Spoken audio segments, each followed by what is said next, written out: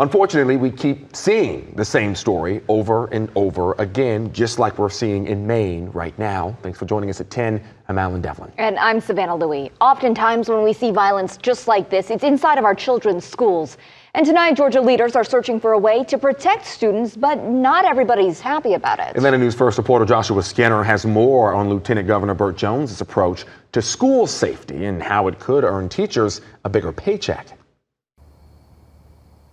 Yeah, Lieutenant Governor Burt Jones was in Winder today to announce new legislative priorities around safety in schools. And that includes paying qualified teachers $10,000 to carry a gun.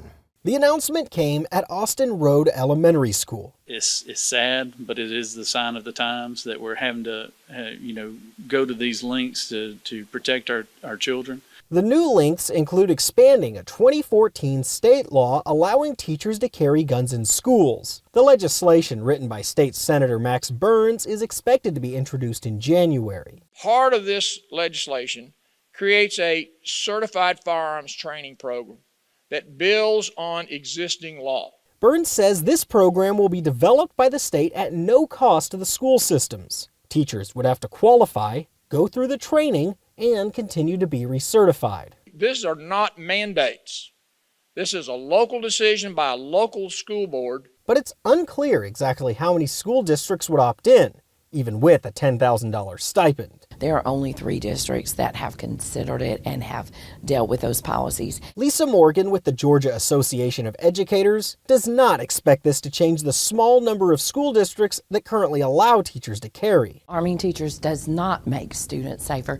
In fact, it makes students less safe. Morgan says it's impossible for teachers to be as qualified as trained professionals when it comes to handling an active shooter scenario. Retired SWAT officer Charles Yarbaugh agrees. Anyone that's been in a combat situation or a shooting situation will tell you it's not as easy as people think it is. Shooting at paper is paper.